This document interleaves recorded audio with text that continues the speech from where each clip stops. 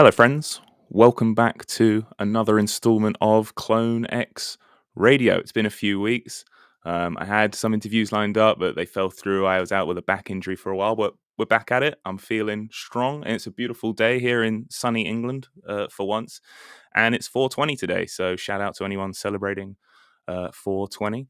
And for the first time on this podcast, I actually have a guest that is in my time zone, which is a nice change for me because normally I'm either chatting to people at first thing in the morning or last thing at night on my time. So it's nice to finally have someone in my time zone to talk to. We're doing this in the middle of the day. And I met my guest in Twitter Spaces because I was chilling out online at like 3, 4 in the afternoon, and I saw a Clone X space pop up on Twitter, which is unheard of for me. Again, they're normally like late in the evening when like Cass is doing. So I jumped in, and that's where I met today's guest, where I introduced myself, told him about the podcast, and he was like, "Fuck yeah, dude, let's do it. Get me on." He's a creator within the space. He's been doing some musical creations for pod owners, which are pretty cool. So I'm excited to talk about that. And there's a lot going on in the Artifact ecosystem at the moment. We've got our latest quest for the monolith just started, so we're going to talk about that. But without further ado, let's bring him on in. Arthur, mate, welcome to the stream. Thanks for joining us today. Hey, thank you for having me. I've No worries, man. never had an intro before, so that was nice. They're always a bit, again, I just wing them. I kind of have an idea of the points I want to hit on the intro, but I try not to do anything too scripted. I try to kind of just let it flow. Like if you're in a spaces, right, it's more natural, and that's how I kind of want things to sound Yeah, natural. I hate it when it's something weird though sounds because so scripted. you're like being to be described. It's like, Yeah. oh, that's. I think that's me. Shit. Well, I hope I did a good job. No, it was Um, beautiful. I was like, I don't. It was very nice. well, I'll give you a chance to introduce yourself a little bit more because we've never really met properly, apart from like a few minutes in a Twitter space one time. I don't really know much about you, so if you want to let us know who's Arthur, where you from, what do you do, that kind of stuff. Sure. Yeah. Yeah. I think you're one of the first faces I've actually seen. Um, it's normally just avatars. I wonder how many people like. Do you have an image of someone? Like, did you have an image of me before with Yeah, just a the little bit. avatar? Because we all have Yeah. to assume that. I was wondering that. And it gets confusing with clones as well, right? Because I think we just naturally associate, if people have like a clone profile picture, you kind of just associate that with them and just kind of subconsciously assume that they kind of look like that as well. Mm. The only assumption I made is I thought you were blonde. I don't know why. It crossed my mind, and I was like, I wonder. And I just kind of placed this bet in my head, like, I bet he's going to be blonde, and you've got jet black hair. So Yeah, I think I thought you were going to be. I mean, I don't know how tall you are, but I just thought you were really tall. I'm pretty tall, yeah. Okay, I yeah. mean, I'm sat down, so you can't really tell, but yeah, I'm like six How two, tall are six you? three. Yeah, that's tall. That's a good height. Yeah, it's all right. It's all right. So where are you at? You live in London, I think? Yeah, I live in London. I live in North London at the moment, in a kind of spare room situation with a bunch of randomers. Lived here for about a year, um, and like a lot has gone on this year, living in this house with everything that's happened. So it feels like quite Mm, an important space. But yeah, I've kind of grown up like bumping around. I like when I was very young, I used to live in Rye, it's like this seaside town down in South England. And then my sisters moved to London when I was like a teenager. I moved in with them. Went to uni in Bristol and then like came here. yeah, Um, nice. mhm. I spent a fair bit of time in Bristol. I didn't go. I had a lot of friends that went to uni there, and I didn't go to uni myself. I grew up in Bournemouth, but all my friends went to uni, so I spent pretty much every weekend I was just traveling to see all my uni friends, kind of living the social side of uni without actually going to uni. And then we're planning to move to London in the next like 2 months. I think July is what we're aiming for at the moment. Just waiting for my Mhm. girlfriend to hand in her notice because most of our friends live in London now, and there's not much really happening down in Bournemouth. Bournemouth is a place I feel for either students or old age pensioners. There's really nothing in between. So For I sure. want to get to London, meet the London gang as well. We've got the Discord going for London clones now. I'm not sure if you've joined that. I think I saw you in Yeah, there. yeah. I think I'm going to see the first meetup tomorrow night. I think it's in Oh, dope. Soho. Yeah, nice, man. Can Yeah, you I make can't that? make it. That's a shame. No, I'm trying to book one in. I'm pretty busy this whole month, so I'm trying to book another one in like start of next month or mid next month. If I plan ahead, I can make something, but otherwise, I kind of fill my calendar, 2-3 weeks in advance. But it's exciting because I find like the Web3 metaverse space can be a bit lonely for Europeans or English. It just feels like everyone's American. Everyone I meet, or that's when the space is most active when America's awake. So it's Yeah. good to have a British or London, clone Discord going. And again, any London, UK based clones listening or watching right now, if you want to join the London clone gang, hit me up, just tweet at me or send me a DM. I'll get you an invite to that Discord for sure.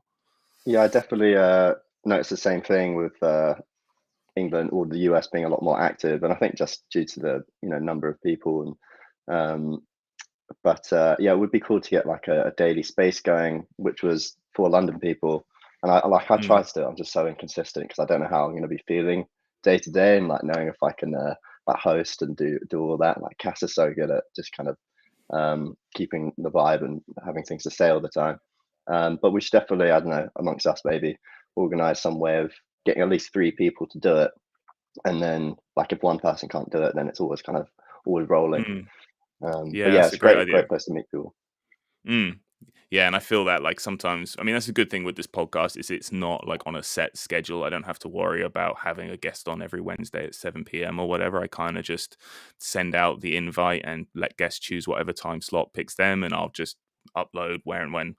But at least with a podcast, it's the kind of thing you listen back to. It's not like a Twitter Spaces. I mean, you can listen back to a Twitter Spaces, but it's not the same, is it? You want to No, be no there in one's the ever moment. listened back to space, surely. What's Yeah. the point of having the recording? I mean, maybe someone has, but Yeah, one day. no. I mean, I have played them a couple times, but normally I get 5 minutes in and then I'm just scrolling again. Um, so yeah, I mean, that was one of the reasons why I wanted to start this. Is I do a lot of dog walking, a lot of time out of the house. I'm always listening to podcasts, and I've seen Mm. crypto, blockchain podcasts in other areas. So I thought that's why this would be a good Who's one. that? Who's that guy that does that great podcast? I think he's a comedian, and he always walks his dog in the intro. Know what I'm Oh shit, talking I don't about? know. All right, No. okay, I'll try and remember and send it over. Yeah, send me the name. Um, Yeah, for sure. But um, let's jump into Web3 stuff, man. So when did your like crypto blockchain journey start for you? Like not necessarily artifact. Like when did you first kind of hear about cryptocurrency or buy your first or what was the journey for you? sure, sure. This is water, by the way. So, I was gonna say it's midday. I know it's 4:20, but rules oh out the yeah, no, window. what's funny? Um, so my journey, well, crypto, I kind of like years ago, whilst at uni, was the first time I kind of bought crypto, but then got rid of it all, like having no idea really what it meant. And I kind of remember researching blockchain for some job interviews at the time. Again, like not really like I remember researching a case study that like a blockchain would be able to uh, track food across uh, the globe so that you could have like more of a understanding of where things came from. And I was like, okay, that's cool. But again, like, had no idea that we'd be here talking today about it in the way that it is. And then I guess like, yeah, and then I really like tried to invest into crypto last year. So I was like, okay, definitely this digital currency thing, like I couldn't see any other way that it wasn't gonna become the status quo. Like the more kids grow up completely surrounded by this, and the more it becomes normalized, then the more it's gonna, just be used by everyone in the future. Um, but then with NFTs, I think I'll just listen to a podcast with what's his name, Tim Ferriss, Hmm. and Love Tim with Ferriss. yeah, it's great. This podcast is like really eye opening. And then two like amazing speakers, can't remember their names, but they were just talking about the philosophy of Web3 and this idea of uh, the metaverse and co-op and things like that, or like creating different metaverses with interoperability so everything can work together, and um, that everyone is going to be able to access and to build this thing. And so they were just saying how quickly it's going to grow, and we're kind of already seeing that. We're seeing because if everyone can contribute in some way, if everything is interoperable, that means people are making these 3D files and contributing to space pods, and like this ecosystem is growing so quickly, faster than I don't know how many, is it three, four or five people that exist in Artifact. So that just really got my, like, there was like a couple weeks where that kind of feeling. I get it when I have like a new like idea. I used to always think of like ideas for businesses and things like that, and like get Mm. so kind of crazy about it. Even if it was a bad idea, I would have to feel the just feel it and kind of bring it to something, even if it bring it Mm. to failure or to fruition. Um, and yeah, and I just had that feeling with NFTs, and then yeah, went down the kind of Gary Vaynerchuk route, seeing what he was saying, getting that. I think he said like 100 hours of research before you do anything. So yeah, just researching, and I stumbled upon. I think they were the first thing I minted. I think I bought a couple on secondary. I bought Smiles Verse. That was the first one, which I really like that project. I think it's really cool and I really like the art. Um, but yeah, I think I stumbled on Artifact because there was so much hype around it, and Mm. and I I like to think that I'd done my research and that's why I minted it. And I think in a way I did, but none of us could predict that it was going to be bought by Nike and become Mm. successful. Well, successful so far. Mm. Uh, but yeah, I was listening to a podcast with, I think it was one of the founders, and he was talking about how he just been in digital sneakers for a long time, and he had understood NFTs for like the past, or he'd been aware of NFTs for the past couple of years, and it just seemed like he that person who was talking just seemed like the person in the best position to be creating an NFT project. So that gave me a lot of faith when I listened to that, and yeah, and then I was like, you know what, put my ETH aside, and I'm gonna do it. And but so on the day, on like minting day, did you mint at the Yeah, I time? minted at Yeah. 3 ETH. You? So I got two. So were Oh, you at the nice. beginning of the Dutch auction? Yeah. Yeah, I didn't hesitate at all. I was there 30 minutes before the Dutch auction started. I was like, I'm in at 3. I'm getting my clone. Like, it was my first big like NFT purchase, and I was like, I thought I was going to be incredibly lucky to be able to get one at 3 ETH. I didn't know, Mm. the auction was going to go like it did. Yeah, yeah. That's the. I think I was prepared to. I was just really watching it, and if it was starting to, because you can see how many have been minted. If it was starting to rocket Mm, up, I was like, just going to do it. But I thought I was safe up to a point. And yeah, and then everything happened, right? Though it was like a bot attack or something, mm. or just a You serious must have amount of stayed up FUD. late too, huh? Because it was like going down by of like point 0.1 every 30 minutes or something. Because I remember going to bed and it was still going down. I was like, I can't wait up any longer. I can't wait to see where this goes. And I woke up to the news that, oh shit, they paused it at 2.5.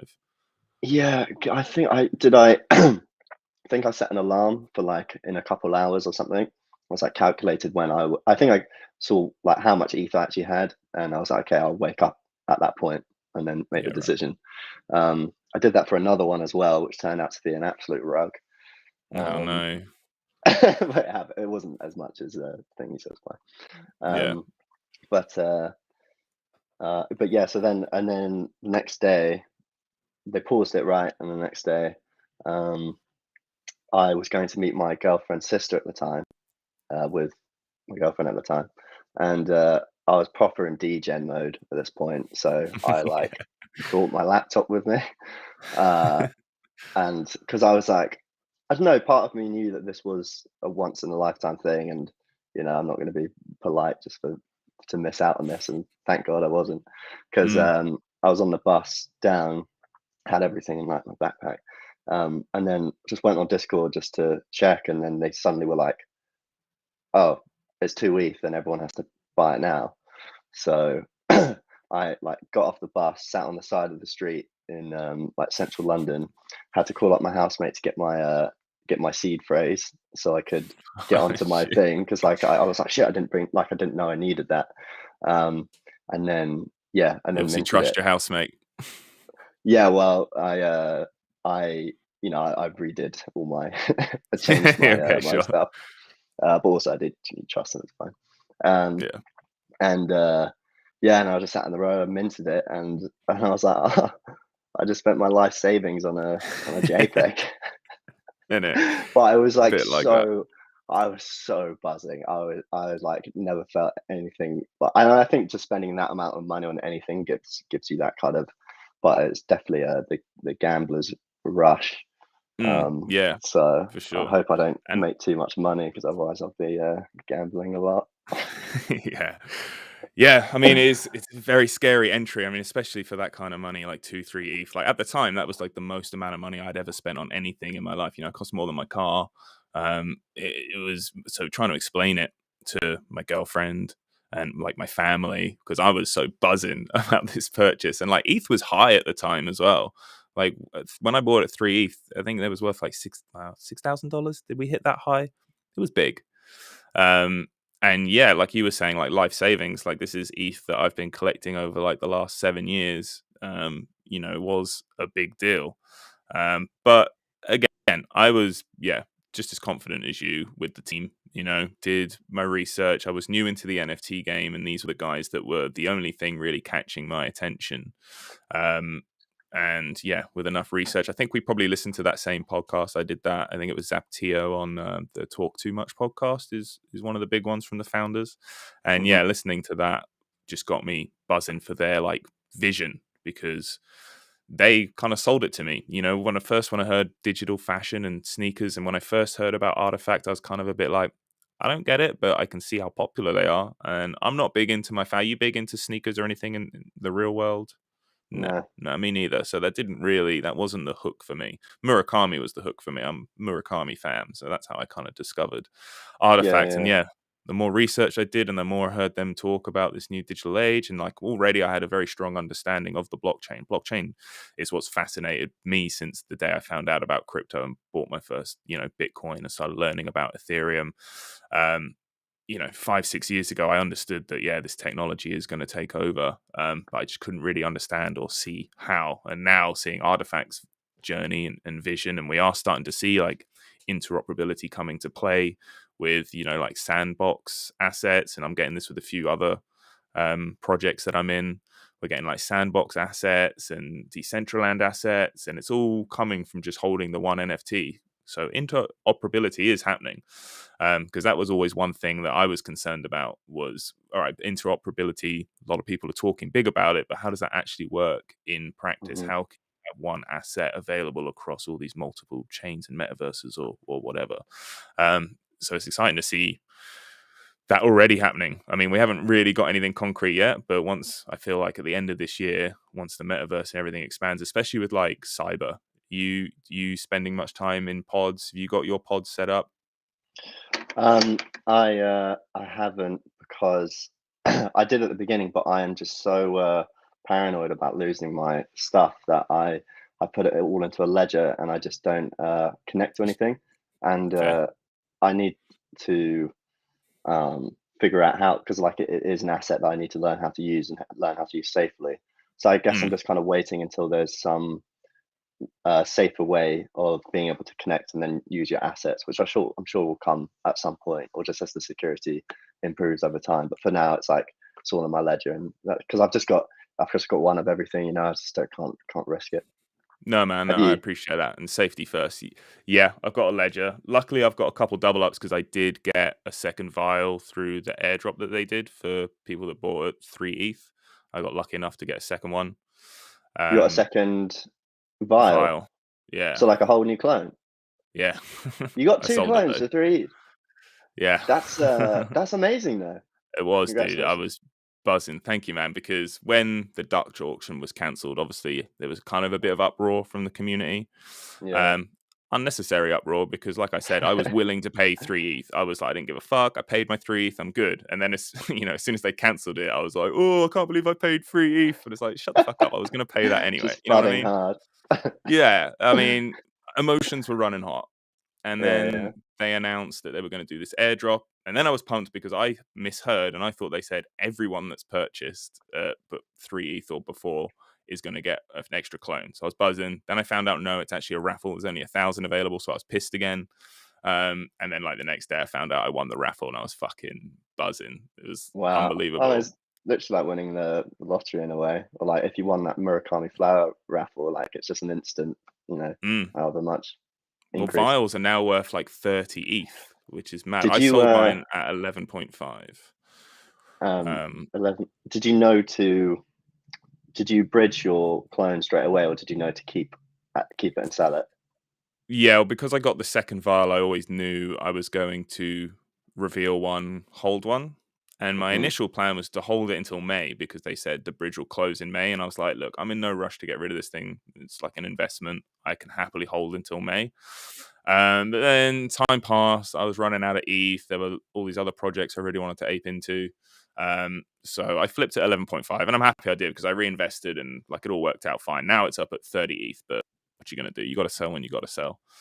Yeah, yeah. And I now they're wish I not knew even. about that like movement. Like if you didn't sell the vial, then it was going to go up. I just like it was a bridge day. I was like, oh, cool. I get to see like my thing. I had no idea of the like, is it tokenomics or just economics Yeah, of it? yeah. No, I mean, yeah, I was kind of because I had both. If I only had one, I would have just revealed straight away and not thought about it, because I was in it for Hmm. the clone. But because I got a second one, I was like, yeah, I'll sell that as a vial. And yeah, that worked out pretty well. Are you happy with So, your clone? eh. How I mean, come? I'm bonded to it because I revealed it, I minted it. We're bonded through that. If I had choice, would it be the first one I chose? No. I mean, my clone is as clean as they come, as far as I'm concerned. I have no traits. But in another way, that's kind of cool that it is so clean. Um, I think all the I clones think are beautiful. yeah, yeah. Clean ones are I think better. Mm, Personally, just the aesthetic thing. Because if you're talking about like a forever clone that you want to use and to build a brand around, or using the metaverse, and yeah, clean is good unless you've got some just like fire Murakami drip, the octopus hat, and things coming out of the chin and that. But yeah, I'm kind of the same. I I got mine and uh like revealed it, and I was like, just because I don't like its t-shirt. It just looks like it works at yeah, McDonald's. right. Kind of looks like a sports top, like a kind of football jersey or something. Yeah, yeah. But Could- now, the more I kind of uh, use it as my identity of whatnot, it's like growing on me more and more, and I definitely will find it hard to sell ever. But I think if I could go back, what I would have done is not revealed, sold my mint vial, and then just chosen one that I really like. But I am very happy that it's an angel though. Like, and that's like another reason yeah. why I wouldn't kind of swap it for something. Mm. Um, Angel's but it's hard definitely to one of my know. favorite DNAs, and that's what Green Yeah. Tea did. He was on 2 episodes ago. He did exactly that. He minted, or he minted a vial, sold the vial, and then bought an angel for like I think he sold his vial for maybe like 11 ETH, and then bought his angel for like 8 or 9, something like that. Um, so yeah, I mean, I kind of wish I did the same as well. But then when the vials pumped, everything kind of pumped. Like I did see some clones that I wanted, and I was like, oh, I could flip my vial now and get this clone, and I just didn't act fast enough because once the Nike news hit, it just went parabolic. Yeah, how did you hear about that? I just woke up one day and I think I was, yeah, check the floor price. Like 6 ETH. All right, cool. And then found out. Yeah, because I was almost ready to sell my vial at 6 ETH because I started with 7 ETH with NFTs, and I was like, "Well, if I can sell my vial and get kind of six back, then I almost haven't spent any ETH." And I was so Hmm. close to it. I even listed it a couple times and took it down. And then, yeah, same as you, I woke up one morning and Discord was just going fucking mad. Green Tea, who I was just talking about, I think he messaged me like, like news articles, like fucking acquired by Nike. Um, yeah, that was madness. Never saw that coming. And it's still, I mean, we still haven't really seen much come from that. Obviously, the monolith's got the Nike logo on it. Uh-huh. But Nike have been super quiet. Nike haven't said shit. Like Adidas have done their release and they've kind of been a bit active in the space, nothing too crazy, but Nike haven't said anything. So I'm sure they're cooking up something big. Well, this has to be what's coming out of the monolith. This has to, well, yeah, it's got to be like related surely because it's got the logo on it. What's your take on what's in the box? It's really tough, and it changes every time I have this conversation with someone. I mean, merch I still think is the very obvious option, but some things that they've said have made me feel like that's kind of too simple of an answer. Hmm. I've seen some hints recently. I don't know if this is people like exploring the blockchain, but there's code somewhere that says the monolith's going to be turned into three different tokens. Hmm. And then people have related that back to an old artifact video where it kind of shows your clone's outfit is made of three different, you got top, bottom, and shoes. So that's the kind of going theory that I would say. But again, I feel like it's too obvious. They're being so sneaky and mysterious about this whole thing, and they talk Mm. about it being sentient. What are your thoughts? Well, I think it is um, merch, but I think what's interesting is, or what will be interesting and innovative is the way, like, how we interact or create the merch. I hope that there is an element of um, creators get to influence what the merch looks like, and that's why they've been trying to get so many people to pick up Blender skills and trying to promote the creative economy and creative learning. And yeah, I think we'll in its sentience, I think it's because it's going to be regenerative in some way. Well, when I say a hope, I think it's more like a hope. Like, this would be my ideal outcome: is like every month or every 2 months or something, it regenerates a piece of merch that we either get to sell or to keep. And that made sense for me from a Nike standpoint, because we essentially become Nike's distributors and Mm, sell everyone's sell Nike's merchandise. And they've just got a 20,000 people work base, or 7,000, how many people there are. And then that's how, so they've got very limited small amount of labor costs, and they just get to distribute all this stuff. I read that as like a theory on Twitter at some point early on, and I thought that made the most sense. But mm, then from the creative standpoint, yeah, it's like people can put their own designs, and the loot pods will be our storefronts where we can choose to uh, sell things. That you've even got those shelves, I think, in the loot pods, where you can put your items, and people will walk around and be like, "Oh, I like that one." And then the game will be like getting as much traffic to come through your storefront as possible, advertising your designs as being, cool designs. That's what I reckon. That's my theory. I think that's a fantastic theory. And the team have spoken about, way back in the past, they spoke about being able to trade traits and trade clone things. So I Hmm. definitely do feel like there is a bigger marketplace, sort of open metaverse marketplace coming between us, between the clones. With Cyber, like you were saying, you've got shelves, you can display stuff in there. You can also make purchases directly through Cyber now. Like, you can Hmm. go up to an NFT in my space pod, click it, and if it's for sale, you can buy it right there and then. So I think that would be really cool if we've got space pods just full of merch that we can go buy for our clones. Also, we've had Matt Brown on YouTube's left a comment saying looking forward to Drip, which I know is a big discussion. Drip token. I don't think anything's been confirmed if Drip is real or not, but I mean, we're going to Well, need some sort of token if we're going to be able to trade and swap traits, right? yeah, I'm pretty sure someone mentioned that it's been a token. I'm not sure if it's going to be called Drip, but I think it has to be now, because uh, that's what we've become attached to. Um, Mm, that they've been working on that for a while, and after that, they've got the cool thing about coming like second or third in terms of NFT projects is you get to look at what the previous successors have already done. So mm, we're kind of looking and choose to either do that or not based on how well it worked. But like, we've got the whole Bored Ape Yacht Club case study, and so yeah, like, definitely there's going to be a token. It's just when and like how it's going to, what the tokenomics of it is going to be, mm, which would just be like a fascinating thing to learn about as well. But yeah, I just would like the artifact thing. Like, I wonder how much of it is um, pre-envisioned, and how much of it is like listening to the community on Twitter, and seeing a really cool theory and being like, oh shit, maybe we should have put that in the monolith, and then including it in some way. mm. Which I really like that idea, because it feels like a collective consciousness that everyone is contributing to, and Yeah. really feels like that idea of the interoperability, is that the right word? Or Mhm. just like everyone contributing in some way and growing this kind of cyber kinetic um, mass Mm. consciousness thing.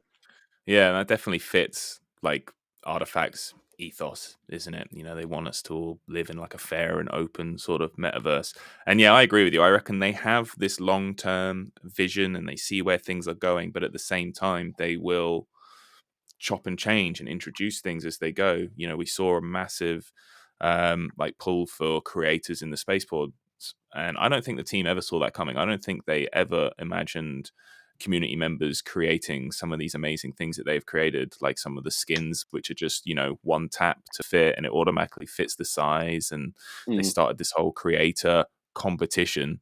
And that's actually something I wanted to talk to you about because you've been doing some creations for pods yourself, your music. I can see you've got some instruments or some drum kits yeah. behind you. So to tell us a bit about you, what do you do with music? Do you play a lot of instruments? Do you like producing? Or you work playing a band? What do you do?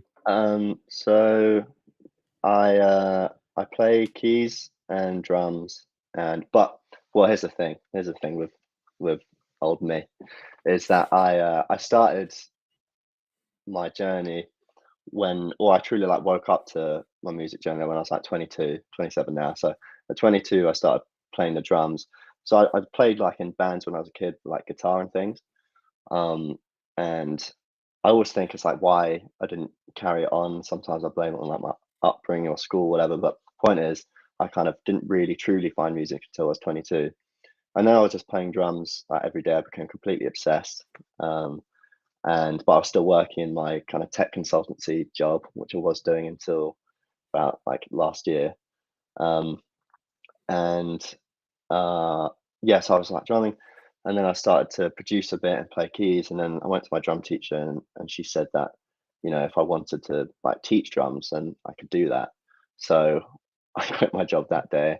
Like I honestly hated um, the because I had to like fly. Like, well, there's a number of reasons why I hate my job, but pretty much it boiled down to, and I realize it more and more now that like music is just definitely the thing I have to be doing because whenever I'm doing anything else, I feel like just completely withered away and like I get so manically stressed about it. So it's nice to have like found that thing. Um, but I don't think I'm particularly good at it yet. You know, I'm still a Hmm. student in my kind of like I see myself as still in like my second year of uni, you know, in terms of my study. Sure.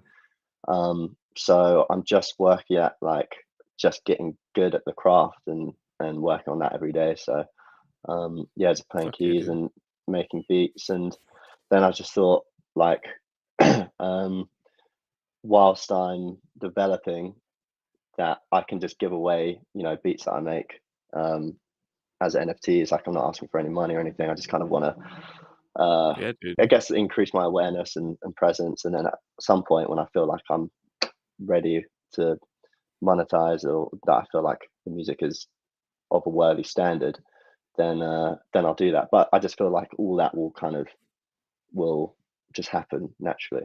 And I did when I quit my job, I was speaking to my friend, I was like, I just know everything's gonna be like it's gonna work out. And I didn't even know what like NFT or metaverse was at this point.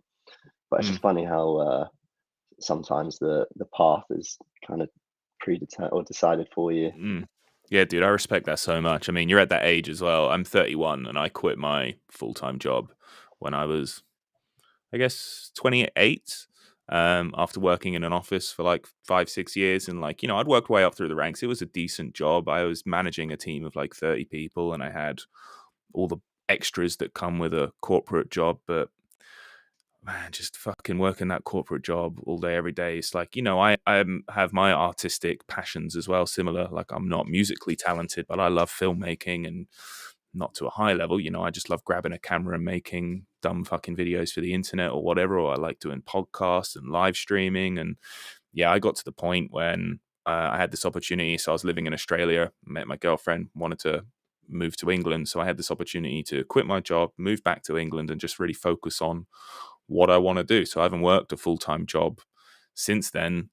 And I feel exactly the same way as you, man. Like, I'm not an expert in my craft by any means, but I feel like it was now or never to commit to what I wanted to do in life. Working an office job, I know this isn't what I want to do, and if I don't do something about it now, I'm just going to be doing it for the next 20 years because it's cushy with a decent Hmm. paycheck. But in my heart of heart, I know it's not what I want to do. And like, I tried filming videos on the side, making videos on the side, but when you work 40 hours a week and you get home from the office 8-9 hours later, like, it's really hard to then have the passion for your hobbies, to sit down at my computer or edit or to start making music when you're already like exhausted from a day of work. Hmm. So yeah, I respect that a lot, and I hope it goes well for you, man. Just stick to it, commit. I mean, the tunes you're making are sick, and I think the Thanks. the the way you're Thanks. doing it is such a good idea for someone that's just, like you said, essentially practicing or just trying to learn and get better.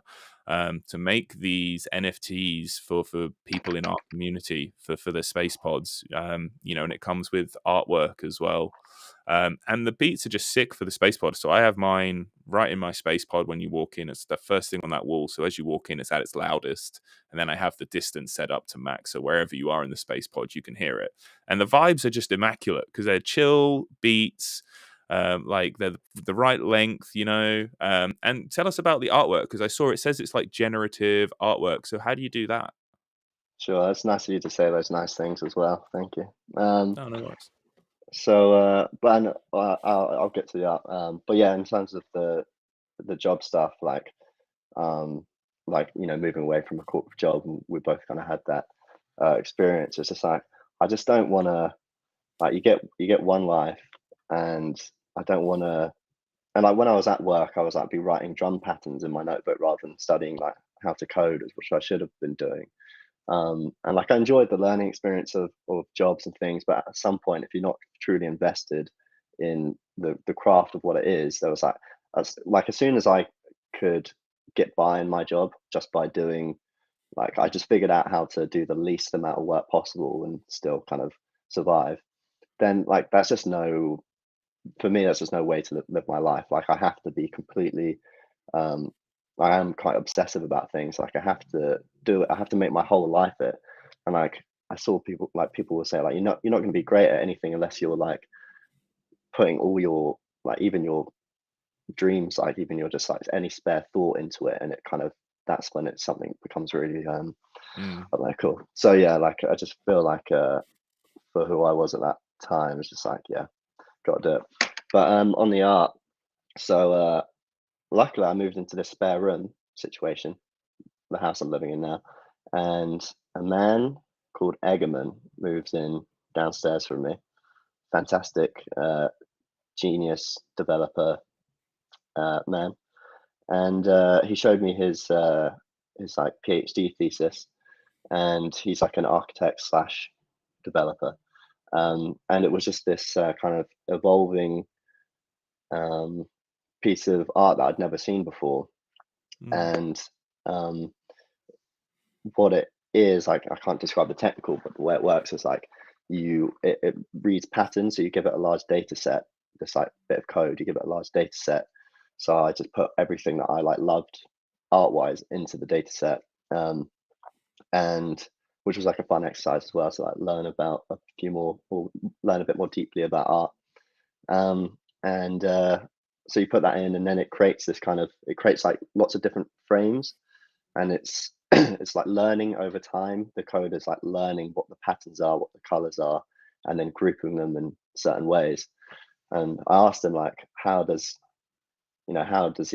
you make it beautiful? And he just said maths. I was like, that's a great answer. Fuck yeah. Um, and so yeah, so then we've been working on that for a couple of months, and then I edit it to get it working with the music, and then I was really happy. Just by chance edited the video just before, because before it was kind of just like this evolving from the first frame where it knows nothing to like the end frame where it's all like developed. Gotcha. Um, and then I was like, okay, trying to get it in time with the music. Really happy I did that because it made it feel more like cohesive. Yeah, I Um, really, and I that stood out to me as well when I was like watching, listening to it for the first time, and the art kind of stops when the beat stops and then starts up again. Um, yeah, I was wondering if that was something you had done manually or if that was part of the generative art. So that's really interesting. yeah, yeah. yeah, it would be cool if the kind of and it's great that I've met him because we'll continue to work on his code and to develop it to um, do things more like that. Maybe able to like understand music, that's way in the Mm, future, but able to feed in like the music as an input and see if that can help influence the way that art is created and things. So yeah, like I because I didn't. That's the thing with music is like, or NFT music, you do need to have some good art. mm, And the first time I tried it, I just made like a cassette tape and like pixelated it and then automated like the colors, which looked kind of cool. But it's important to find people to collaborate with in order to do that. So I'm mm. lucky I like bumped into this guy Egerman. Um, Yeah, man. but yeah, I'm really excited to if I ever kind of create a career from this to be able to meet up and collaborate with people and do that Mm. kind of thing I because think it's that's such a fun. yeah, I think it's an important part of this space is collabing and something I'm really excited to do. I mean, it's part of the reason why I wanted to do this podcast. So I've got an opportunity to get to meet people and get to know people better. And I'm sure in the future there's going to be, chances to collaborate together. If I ever need some music for something, man, I'll hit you up. You ever need a podcast host? I'm your guy. um, Definitely. Well, there's I think and when we first spoke, we talked about the just the future Spaces. of content creation on Mm, in Web3 and yeah. like for in terms of like my NFT journey, that's where I'm at now. Like I minted my clone, I've put it all in a ledger. Like I don't mint or I haven't researched anything financial wise because my the tools that we've been given for me in 5 years are going to become uh, super important for content creation because we've got these avatars, we've got these loot pods which are completely customizable, and then you can just screen record. So you'll just say you want to make a music video, then you make your loot pod look like a desert island. You put a piano in the corner, and you walk over with your avatar and pretend to kind of like, you know, Mm, play on it. And YouTube videos or small animated TV series, like anything, any type of content creation you can think of, is we're going to have the tools to do that. So like, and like all these people in the space, so many people are just super talented in one way or another, and if not talented, passionate, mm. and that's more important. And so yeah, like I really want to meet maybe 10 people and create some mini studio, like creative studio, where we're like, okay, That's let's right. Yeah, we did speak about this. Yeah, I let's think it's a dope idea. Get a bunch of people with different, talents in the space, all kind of driving towards the same goal. Yeah, for sure. And I'm super excited to see where this new technology leads. Your journey with your music. It sounds like you're still quite early, really, with your musical journey, but you're sticking with it, and you're obviously passionate about it, and you are making great work, man. So stick with it. I'm excited to see where it goes. We've had another chat. Matt Brown wants us to collab with Clone X Maxis on YouTube, and then Clone X Maxis reached out as well, saying great idea. So I'm going to reach out to you guys because I've seen a bit of your content as well, and I think you guys are doing great work on YouTube. Anyone within the Clone X community creator space, I'm fully support anything anyone's doing because I think it's a great opportunity. And if you've got the drive to pursue it, now is the time to do it. What's on for the rest of your day, man? Do you celebrate 420 or nah? um I probably should. I probably should. Uh It's the day for it, man. It's looking beautiful out there. I guess, yeah. No, what do people normally go like into a park or something, don't they? Yeah, I mean, when you're in London, I don't know if there's anything happening down in Bournemouth. When I was living in Melbourne, they used to have big rally in like the big park there, and you'd literally have thousands of people just like token up, and like the police are cool; they don't do anything. Like it's fine. Today only, I guess, and I'm sure in London there's bound to be some sort of big. It's normally a big rally to do with like legalizing cannabis, that kind of stuff, right? Yeah, yeah. I Um, mean, I keep trying to taper off, so this will just yeah, be me too, brother. another taper day. It's hard though, I don't know why. I think it's just like quite I don't know about you, but like you say, it's quite isolating, like doing the Mm, stuff and working on that. And it's it's so important to. I went to see my friend. I isolated for like a week. I went to see my friend yesterday for lunch. I came back and I suddenly like did so much work, and it, like, shows like what kind of energy people energy, put into you. Um, but yeah, how you gonna celebrate? Yeah, no, chill one with some mates today. They'll just be hanging around his house in the garden. At least we got the weather, man. That's all that really matters. And it's no Where different than any other day for me, really. yeah, I know. People are like, "What doing?" You're like, "Well, same old." Um, where in London are you gonna move to? So we're thinking north. We've got friends in Walthamstow, Mm. which I think is like northeast, right? But it kind of depends where my girlfriend works. She works in healthcare, so if she's working at a certain hospital or whatever, we'll try and move closer to that. But yeah, kind of. I think she's going to hand in her notice today. She was very nervous about it yesterday, so hopefully today's the day, and then it's 8 weeks from that we can One of my move in. favorite things to do is quit jobs. Yeah, So she's quite she'll an enjoy anxious it. person, so she's not looking forward to it right now. But yeah, I was of that attitude. She was like, "Oh, I'm nervous." I'm like, "You're quitting. We're moving to London. Like, this is the first step. Like, this is exciting. This is sick." This is the So beginning.